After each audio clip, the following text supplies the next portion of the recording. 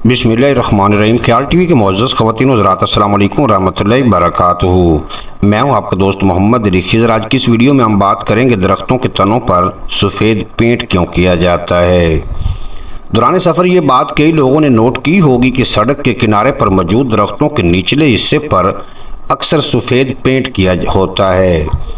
दरअसल दरख्तों के तनों पर सफ़ेद पेंट करने के पीछे कुछ साइंसी वजूहात हैं। दरख्तों के तने पर सफ़ेद चूने से रंग किया जाता है और ये चूना दरख्तों को कीड़ों और दीमक से तहफ़्फ़ुज़ फराहम करता है, जिससे दरख्तों की उम्र में इजाफा हो जाता है। इस चूने की वजह से दरख्तों की ऊपरी सतह को भी तहफ़्फ़ुज़ मिलता है और फिर इसकी छाल आसानी से नहीं टूटती।